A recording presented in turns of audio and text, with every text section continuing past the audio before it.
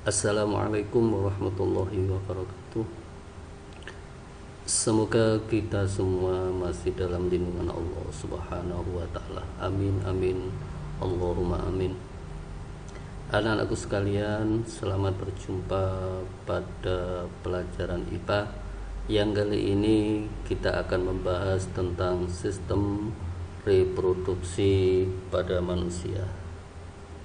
Berbicara tentang sistem reproduksi, tentunya anak-anak ingat tujuan makhluk hidup berkembang biak. Tujuan makhluk hidup berkembang biak adalah untuk melestarikan jenisnya. Nah, pada kesempatan kali ini kita akan mempelajari 3 hal penting. Yang pertama, proses pembelahan sel. Yang kedua, organ reproduksi. Dan yang ketiga, kelainan atau penyakit pada sistem reproduksi manusia. Selanjutnya, marilah kita mulai dengan materi pertama, yaitu pembelahan sel. Pembelahan sel terbagi menjadi 2. Yang pertama, pembelahan sel secara langsung, dan yang kedua, pembelahan sel secara tidak langsung. Pembelahan sel secara langsung dapat kalian lihat contoh pada gambar amuba, di mana amuba yang pertama asalnya satu individu. Kamu dapat mengamati mengalami proses pelekukan pada inti sel yang diikuti oleh membran sel yang lama-kelamaan menjadi angka seperti angka 8 dan selanjutnya menjadi 2 individu baru. Itulah yang disebut dengan pembelahan sel secara langsung. Untuk selanjutnya, pembelahan sel secara tidak langsung yang terbagi menjadi 2. Yang pertama, pembelahan sel secara mitosis, dan yang kedua, pembelahan sel secara meiosis. Sebenarnya secara umum ada 3 alasan kenapa sel mengalami pembelahan.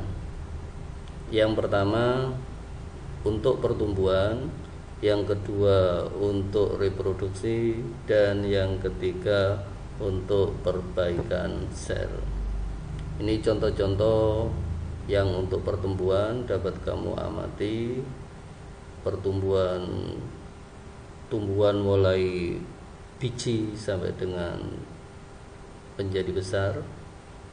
Kemudian ada yang kedua, perbaikan sel, di mana perbaikan jaringan yang rusak ini adalah hasil dari proses pembelahan sel.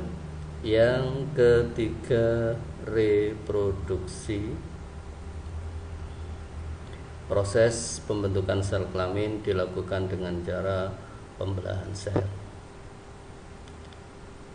Anak-anak sekalian, mari kita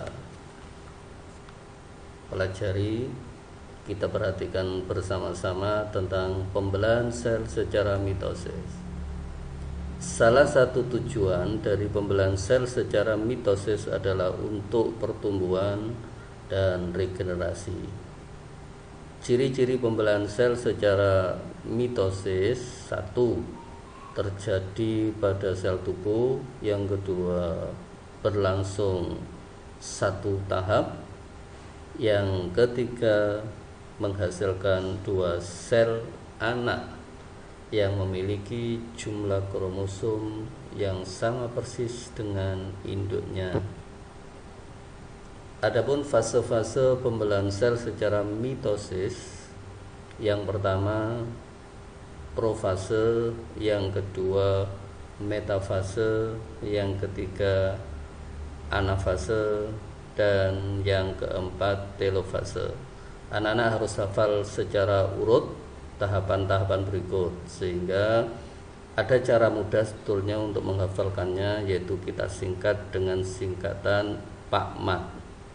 Jadi PAKMAT adalah singkatan dari profase, metafase, anafase, dan telofase. Pembelahan sel berikutnya adalah pembelahan sel secara meiosis.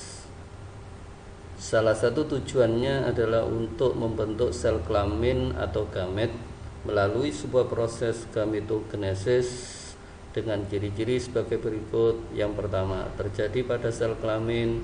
Yang kedua, menghasilkan 4 sel anakan. Dan yang ketiga, memiliki jumlah kromosom separuh dari sel induk. Adapun tahapan-tahapannya sama dengan pembelahan sel secara mitosis, hanya saja pada pembelahan sel secara meiosis ini ada 2 tahapan. Jadi kamu akan mengenal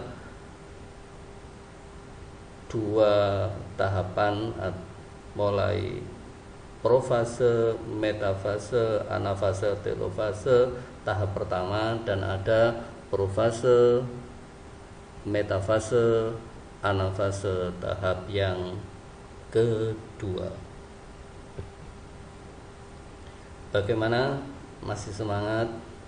Ayo kita lanjutkan pada materi berikutnya, yaitu struktur dan fungsi sistem reproduksi pada manusia. Perkembangbiakan generatif atau kawin, salah satu ciri khasnya adalah terjadinya peleburan sel sperma dan sel telur yang membentuk zigot, di mana sel sperma dihasilkan individu jantan atau pria dan ovum dihasilkan individu betina atau wanita. Nah, pada perkembangbiakan manusia ini, bahwa manusia memiliki alat perkembangbiakan lebih kompleks dibanding makhluk lain, dan fertilisasinya terjadi di oviduk atau tuba Fallopi, dan embrio berkembang di dalam rahim selama 9 bulan 10 hari yang kita sebut dengan masa kehamilan. Anak-anakku sekalian, mari kita pelajari yang berikutnya. Di sini saya tayangkan perbedaan organ-organ perkembangbiakan manusia. Yang pertama, laki-laki ada testis, ada vas deferens, ada kelenjar prostat, ada pubis. Sedangkan pada wanita ada ovarium, ada oviduk, ada rahim, ada endometrium, ada vagina. Dan kamu dapat membaca fungsi masing-masing bagian organ-organ kelamin, baik pada pria maupun pada wanita. Selamat membaca. Kemudian spermatogenesis atau proses spermatogenesis ini kita sebut sebagai proses pembentukan sel sperma, yang kita mulai dengan spermatogonium, kemudian membentuk spermatosis primer. Spermatosis primer akan membelah menjadi spermatosis sekunder, kemudian spermatosis sekunder membentuk spermatid dan menghasilkan 4 sel sperma. Yang selanjutnya oogenesis atau proses pembentukan sel telur, yang dimulai dari oogonium, kemudian tumbuh menjadi oosit primer, kemudian membelah menjadi oosit sekunder. Oosit sekunder membelah secara meiosis menjadi ootit, menjadi 4 sel anakan, di mana sel anakan yang ketiga mereduksi dan hanya sel telur yang fertil dengan jumlah 1. Ini ada gambar alat reproduksi pada wanita bagian dalam, dapat kamu amati. Yang pertama rongga rahim, kemudian yang kedua itu adalah oviduk, dan yang ketiga adalah ovarium, dan yang keempat adalah rongga vagina, dan yang kelima adalah lapisan endometrium. Agar kamu lebih jelas, kamu buka kembali fungsi dari bagian yang pertama sampai dengan bagian yang kelima pada PowerPoint yang ada di atas tadi. Ini ada gambar-gambar tahapan perkembangan embrio dalam rahim manusia selama mulai dari 9 sampai dengan 38 hari. Jadi di sini dapat kamu baca tentang masa perkembangan embrio. Jadi kalau seorang wanita yang sudah berusia kira-kira 10 sampai 13 tahun, di dalam tubuhnya menghasilkan hormon estrogen yang berperan untuk memacu ovarium menghasilkan sel telur yang jumlahnya kurang lebih 400 sampai dengan 450 buah pada ovarium kanan dan kiri. Dan selanjutnya dikeluarkan 1 buah setiap bulan, yang peristiwa ini disebut ovulasi. Jadi ovulasi adalah sebuah proses keluarnya sel telur dari ovarium. Kemudian sel telur menuju rahim dan menempel atau disebut juga implantasi pada dinding rahim selama 1 minggu yang kita sebut dengan sebutan nidasi. Wanita yang dalam kondisi ini disebut dengan masa subur atau fertil. Bila dalam 1 minggu tersebut tidak ada sel sperma yang membuahi sel telur, maka akan runtuh bersama-sama dinding rahim yang keluar dalam bentuk darah melalui vagina yang kita sebut dengan menstruasi. Sebaliknya, sel telur yang dibuahi akan berkembang menjadi zigot dan selanjutnya menuju rahim dan menempel dan menetap dalam dinding endometrium. Dan kemudian zigot membelah secara terus-menerus dan seterusnya menjadi embrio. Untuk selanjutnya, di sini dapat kita pelajari sifat-sifat seks sekunder pada laki-laki dan pada wanita. Dapat kamu baca sendiri ciri-ciri khasnya laki-laki dan wanita pada sifat-sifat seks sekundernya. Kemudian yang selanjutnya siklus menstruasi. Menstruasi adalah peristiwa luruhnya dinding endometrium dan matinya sel telur yang tidak dibuahi. Siklus menstruasi adalah peristiwa menstruasi yang terjadi secara fisik dan siklik dan periodik. Siklus menstruasi pada wanita biasanya 28 sampai 30 hari, lama menstruasi pada umumnya 5 sampai dengan 7 hari.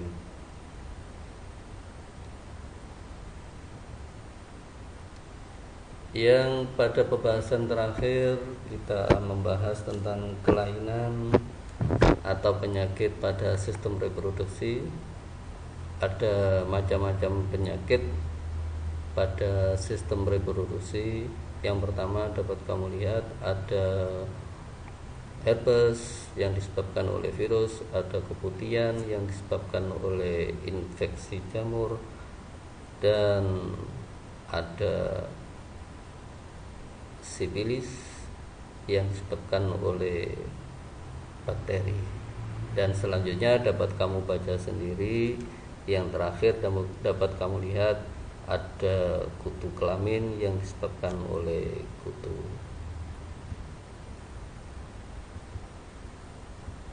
Ini contoh-contoh penyakit kelamin dapat kamu lihat bagaimana cukup mengerikan, bukan? Maka peliharalah dengan sebaik-baiknya. Anak-anakku sekalian, terima kasih atas segala perhatiannya. Jaga kesehatan, semoga COVID-19 cepat berlalu dan kita dapat belajar di sekolah secara normal. Amin, amin, Allahumma amin. Sampai jumpa pada pertemuan berikutnya.